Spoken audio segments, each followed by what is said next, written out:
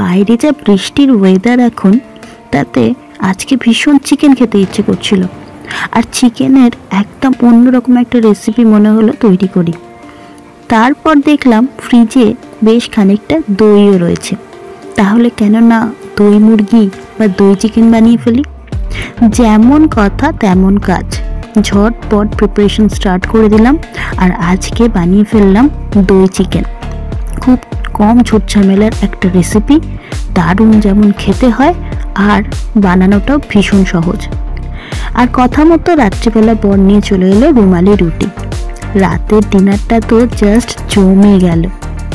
তো চলো বন্ধুরা, ফুডি ডেট চ্যানেলে তোমাদের সবাইকে স্বাগত জানিয়ে আজকের এই ফাটাফাটি দই চিকেনের রেসিপির ভিডিওটা তোমাদের সঙ্গে শেয়ার করে ফেলি।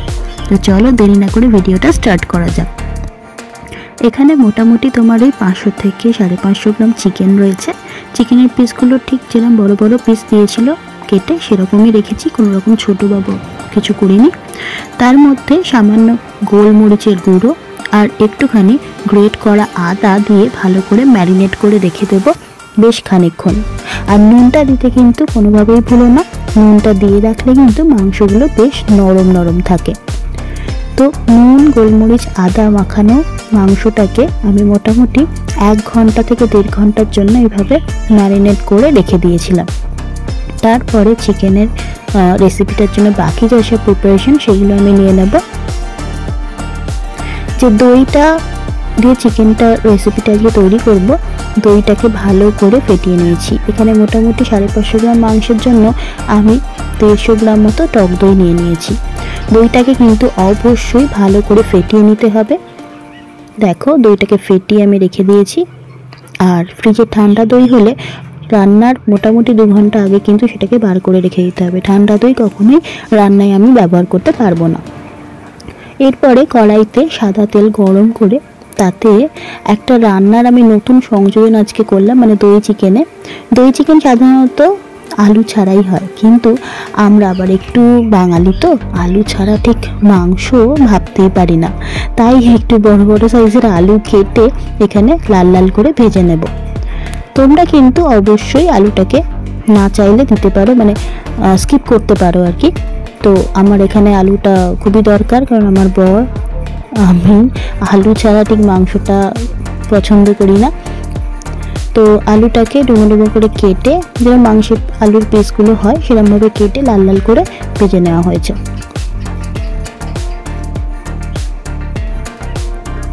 আলু ভাজা এখানে কমপ্লিট হয়ে গেল। আলুটাকে এবার তেল থেকে তুলে নিতে হবে। ওই তেলের মধ্যেই মা দিয়ে দিল গরম মশলা ফোড়ন, ছোটো এলাচ লবঙ্গ দারচিনি। তারপরে দিয়ে দিতে হবে একটা তেজপাতা, অর্ধেক করে কেটে মা দিয়ে দিয়েছে। ফোড়ন থেকে সুন্দর একটু গন্ধ বেরোতে শুরু করবে, তার জন্য আমরা অপেক্ষা করছি। তারপরে এর মধ্যে দিয়ে দেওয়া হবে কুচনো পেঁয়াজ। মোটামুটি 2 মিডিয়াম সাইজের পেঁয়াজ আমি ভালো করে কুচিয়ে নিয়েছি। এভাবে একদম যতটা সম্ভব ছোটো ছোটো করা যায় সেইভাবে কেটে নিতে হবে। পেঁয়াজটাকে আমরা ভেজে নেব। একদম যে খুব লাল লাল করে ভাজতে হবে সেরকম নয়, তবে পেঁয়াজের কালারটা মোটামুটি একটু চেঞ্জ যখন হতে শুরু করবে, একটু ব্রাউনিশ একটা ব্যাপার চলে এলেই এর মধ্যে আদা রসুনের পেস্ট আমরা দিয়ে দেবো। আমি আগেই আদা রসুনের পেস্ট বানিয়ে রেখে দিয়েছিলাম, তো সেটাকেও মা এর মধ্যে এবার দিয়ে দেবে।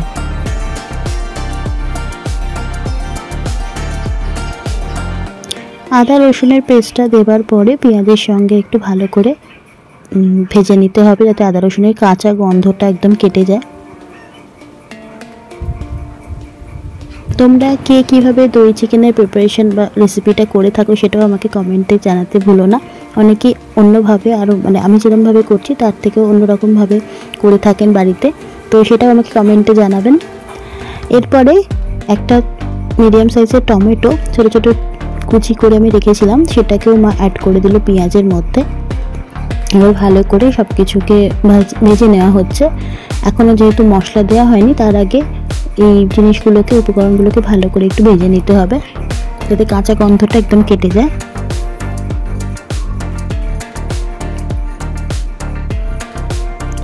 বেশ কিছুক্ষণ মোটামুটি 3 থেকে 4 মিনিট ভেজে নেওয়ার পরে এরপর মা এখানে দিয়ে দিল লঙ্কা বাটা।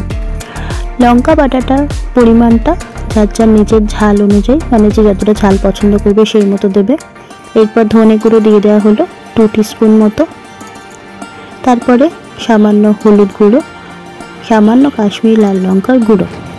এই রান্নাটা যে খুব বেশি লাল লাল হবে এমন নয়, মানে কালারটা যেহেতু দই চিকেন তার রঙটা একটু মানে সাদাটে থাকলেই ভালো লাগে। তাও আমরা সাধারণত লাল মুরগির ঝোলটা দেখে এতটাই অভ্যস্ত যে একটু কাশ্মীরি লাল লঙ্কার জন্য দিতেই হলো। তো মোটামুটি গুঁড়ো মশলাগুলো দেবার পরে মা আরও খানিকক্ষণ নাড়াচাড়া করে নিয়েছে। আর স্বাদ মতো নুন, চিনি এই সময় দিয়ে দেবে। মশলাটা যাতে কোনোভাবে শুকিয়ে না যায় সেই জন্য গ্যাসের ফ্লেমটাকে কিন্তু আমরা লোতে রেখেই মশলাটাকে কষিয়ে নিয়েছি। এখন কোনো রকম জল আমরা এর মধ্যে অ্যাড করছি না। গ্যাসের ফ্লেমটাকে লো রাখলে কোনোভাবেই মশলা কিন্তু পুড়ে যাবে না বা কড়াইতে লেগে যাবে না, তাই লোতে রেখে কিন্তু এইভাবে কষিয়ে নেওয়া যেতে পারে।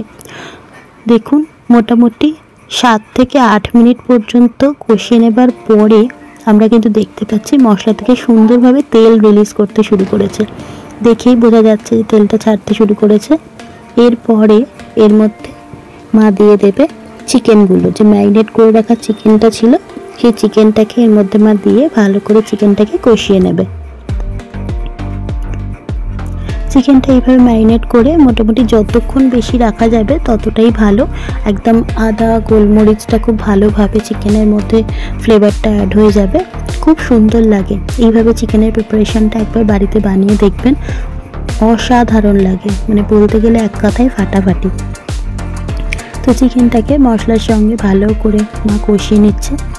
মোটামুটি 7 থেকে 8 মিনিটের মতো কিন্তু এইভাবে ভালো করে কষিয়ে নিলে পুরো মশলার স্বাদটা ফ্লেভারটা কিন্তু চিকেনের মধ্যে ঢুকে যাবে। আর চিকেনটাও বেশ একটু ভাজা হয়ে যাবে, তাহলে কাঁচা গন্ধটাও কেটে যাবে চিকেনের।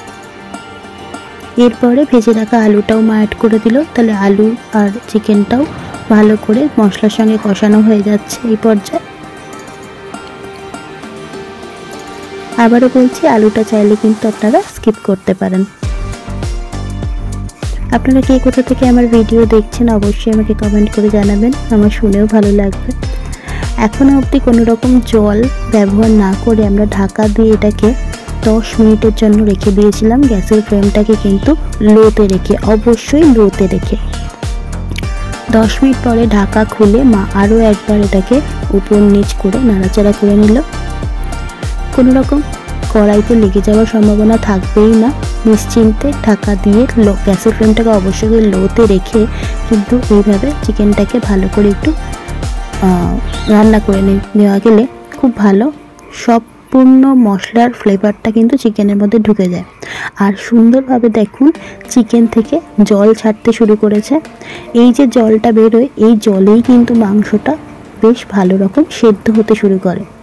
10 মিনিট আরও একবার ঢাকা দিয়ে আমরা রেখে দিয়েছিলাম গ্যাসের ফ্লেম লোতে রেখে, তারপরে কিন্তু জলটা বেরিয়েছে। এরপর ওই জলটা দিয়ে ভালো করে মাংসটাকে আর একবার ওপর নিচ করে নিয়ে আমরা দেখে নেব একবার যে মাংসটা সেদ্ধ হয়েছে কিনা। আমরা চেক করেছিলাম, মাংসটা কিন্তু বেশ খানিকটা সেদ্ধ হয়ে এসেছে। এরপরে আমাদের এই রান্নার মধ্যে অ্যাড করতে হবে যেটা দিয়ে আজকে মেন প্রিপারেশনটা আর কি চিকেনের, সেটা হলো টক দইটা। টক দইটা যখন রান্নাতে ব্যবহার করবেন তখন গ্যাসের ফ্লেম তো আমাদের লোতে রাখাই ছিল, আপনারা চাইলে কিন্তু গ্যাসের ফ্লেমটাকে অফ করেও রাখতে পারেন। এই সময় আমরা পুরো টক দইটা উপর থেকে দিয়ে দিলাম। আর বাটিতে যেটুকু দই লেগেছিল তার মধ্যে সামান্য একটু জল দিয়ে সেটাকেও বাটি ধুয়ে উপর থেকে আমরা দিয়ে দেবো। গ্যাসের ফ্লেম লোতে রেখেই মা এবার আস্তে আস্তে দইটাকে সম্পূর্ণ আলু, মাংস আর মশলার সঙ্গে মিশিয়ে দিচ্ছে। এত ভালো একটা প্রিপারেশন, মানে আমি তো বলবো অবশ্যই বাড়িতে বানিয়ে খেয়ে আমাকে কমেন্টে অবশ্যই জানাবেন যে প্রিপারেশনটা কেমন লাগলো।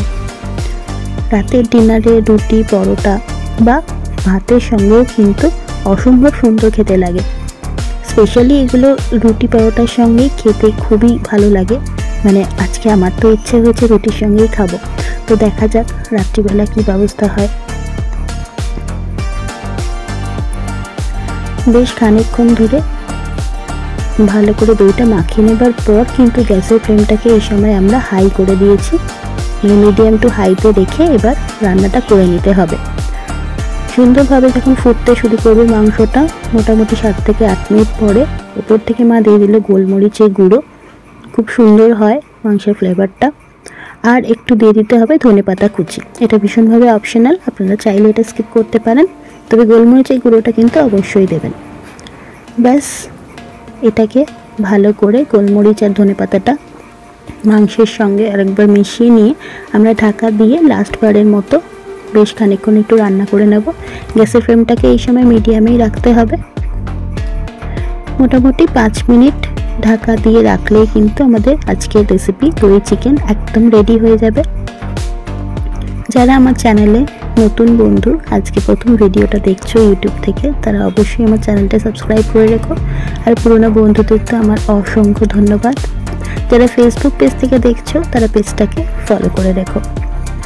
গ্যাসের ফ্লেম অফ করে বেশ খানিকক্ষণ স্ট্যান্ডিং টাইমে রেখে দেবার পরে রাত্রিবেলা গরম গরম রুমালি রুটির সঙ্গে কিন্তু আমরা সার্ভ করেছিলাম এই দই চিকেন। তোমরা কে কীভাবে দই চিকেনটা বানিয়ে কিসের সঙ্গে সার্ভ করেছো আর কখন কীভাবে সেলিব্রেট করেছো, এটা কিন্তু আমাকে কমেন্টে অবশ্যই জানাবে। রেসিপি ভালো লাগলে লাইক কমেন্ট শেয়ার করতে ভুলো না। আজকের মতো চলি বন্ধুরা, আবারও দেখা হবে খুব শিগগিরই নতুন করে রেসিপি নিয়ে। টাটা।